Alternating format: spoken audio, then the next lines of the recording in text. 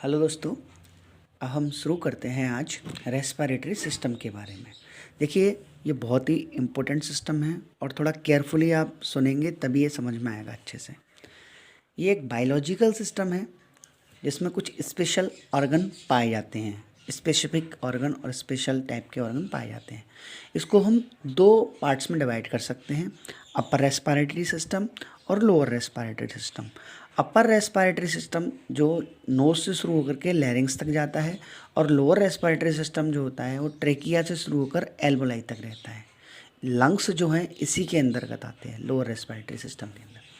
देखो, अब overall respiratory system का काम होता है रेस्पिरेशन करना, तो इसके विषय में हमें थोड़ा सा केयरफुली सुनना है क्योंकि बहुत सारी मिसअंडरस्टैंडिंग रहती हैं स्टूडेंट्स के मन में। रेस्पिरेशन क्या होता है?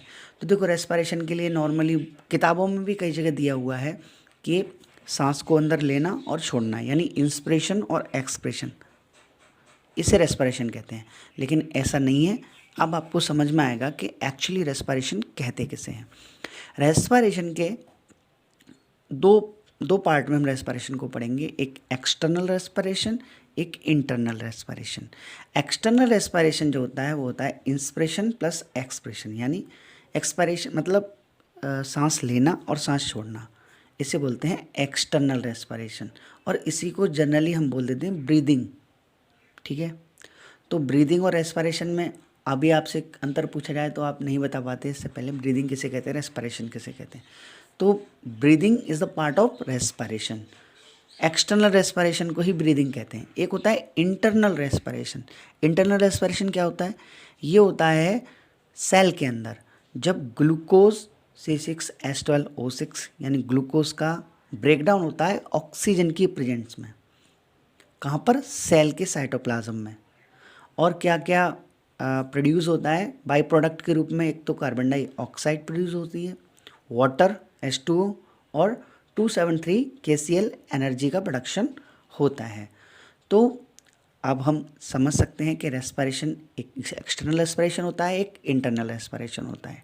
ठीक है, अब मेन जो रेस्पिरेशन में हो रहा है वो हो रहा है गैसेस एक्सचेंजेस। गैसेस एक्सचेंजेस क्या है? देखो, एक तो लंग्स में हो रहा है गैसेस एक्सचेंजेस, एक हो रहा है सेल के अंदर।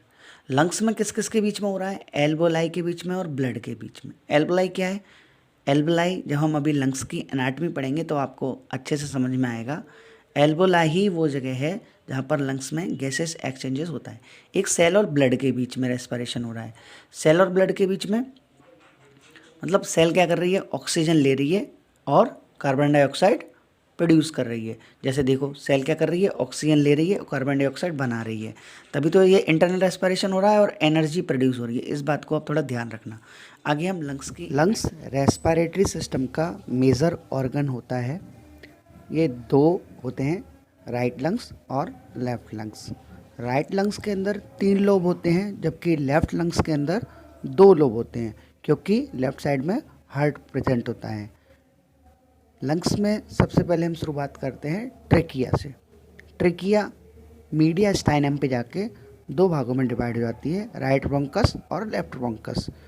यही ब्रोंकस आगे जाके ब्रोंक्यूल्स बनाते हैं और फाइनली एल्वोलाई में कन्वर्ट हो जाते हैं। एल्वोलाई कैसी होती है वो मैं बता रहा हूँ आपको।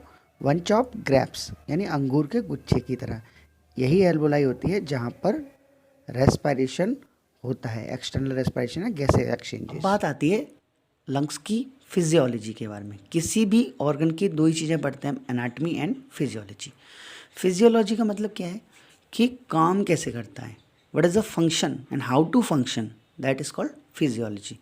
तो फिजियोलॉजी के लिए हम बात करते हैं मैकेनिज्म ऑफ रेस्पिरेशन और मसल्स ऑफ रेस्पिरेशन, मतलब किस तरह की मैकेनिज्म या मैकेनिक होती है रेस्पिरेशन के टाइम पे। तो 2 फेजेस होती हैं रेस्पिरेशन में, हम पहले पढ़ चुके हैं, इंस्पिरेशन और एक्सपिरेशन, ये हो रही है।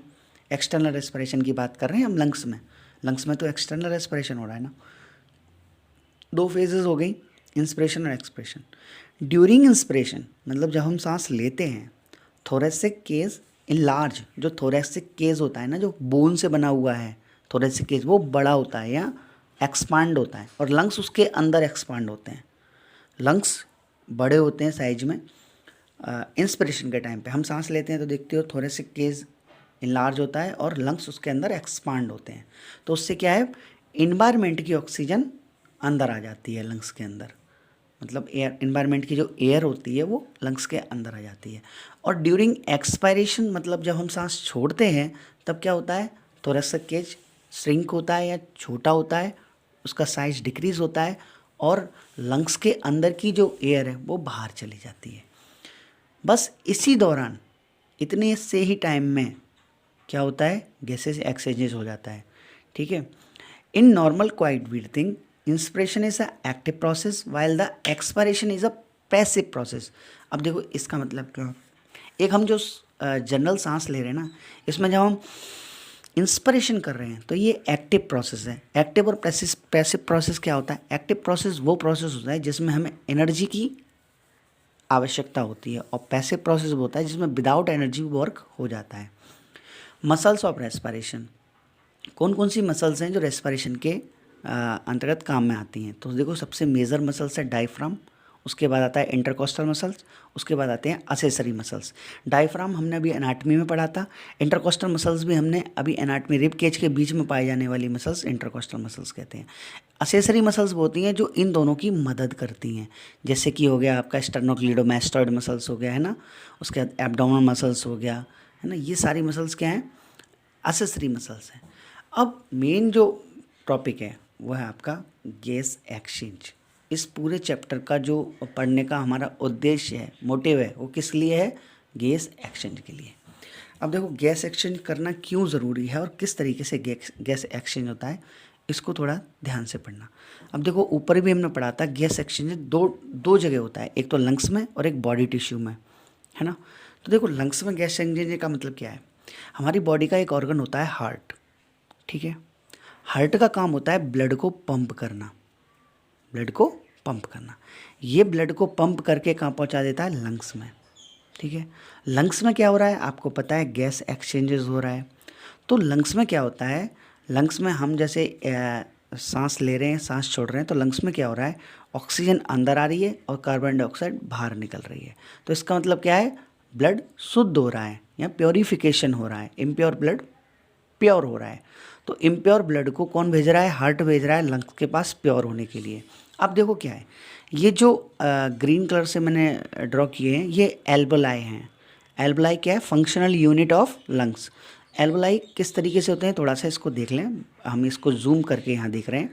एल्वेलाई ऐसा होता है, हम देख रहे हैं कि हम जो सांस ले रहे हैं उसमें क्या हो रहा है, ऑक्सीजन अंदर आ रही है। तो एल्वेलाई के अंदर हमने ऑक्सीजन को इस कलर से डिनोट किया है। तो देखो ऑक्सीजन की कंसंट्रेशन ज़्यादा है ना, यहाँ पर एल्वेलाई में ऑक्सीजन ज़्यादा है। और जो ब्लड वेसल्स में से ब्लड आ रहा है, इसमें देखो ऑक्सीजन की कंसंट्रेशन कम है। तो गैसों का एक सिद्धांत होता है, एक नियम होता है डिफ्यूज़न। इसमें क्या होता है, हायर कंसंट्रेशन की गैस अपने लोअर कंसंट्रेशन की तरफ चली जाती है। तो देखो यहाँ पर ऑक्सीजन का कंसंट्रेशन ज़्यादा है और ब्लड वेसल्स में कम है, तो क्या होगा, ऑक्सीजन एल्वेलाई को छोड़ करके कहाँ जाएगी, ब्लड वेसल्स में। ठीक है। और देखो हायर कंसंट्रेशन कार्बन डाइऑक्साइड का यहाँ है और यहाँ कार्बन डाइऑक्साइड का कंसंट्रेशन कम है, तो हायर कंसंट्रेशन से कहाँ चली जाएगी, लोअर कंसंट्रेशन में। तो देखो ऑक्सीजन तो अंदर आ जाएगी और कार्बन डाइऑक्साइड बाहर चली जाएगी। इसको बोलते हैं गैस एक्सचेंजेस। ठीक है। अब हम बात करते हैं, जब ये ब्लड शुद्ध होकर के जब ये गैस निकल जाएगी, कार्बन डाइऑक्साइड बाहर चली जाएगी, ऑक्सीजन अंदर आ जाएगी, फिर ये इस तरीके से दिखने लगेगा, है ना। अब ये दोबारा से हार्ट में जाएगा, लेफ्ट एट्रियम में। आपने जब सर्कुलेशन नहीं पढ़ी हो तो प्लीज़ सर्कुलेशन पढ़ लें एक बार, ये बहुत अच्छे से क्लियर हो जाएगा कि ब्लड पहले राइट एट्रियम में आता है, वहाँ से राइट वेंट्रिकल में आता है, फिर वहाँ से लंग्स में जाता है, लंग्स से फिर लेफ्ट एट्रियम में आता है, फिर लेफ्ट वेंट्रिकल में आता है।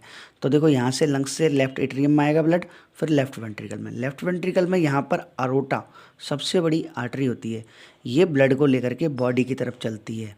अब देखो इस ब्लड में ऑक्सीजन ज़्यादा है, देख रहे हैं आप। अब क्या है, बॉडी जो है टिश्यू से मिलकर बनी है, सेल टिश्यू है ना।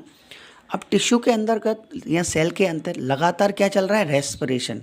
ग्लूकोज टूट रहा है, ऑक्सीजन की प्रेजेंटेशन यानी ऑक्सीजन चाहिए, यहाँ पर कार्बन डाइऑक्साइड बन रही है, लगातार ऑक्सीजन चाहिए, कार्बन डाइऑक्साइड बन रही है।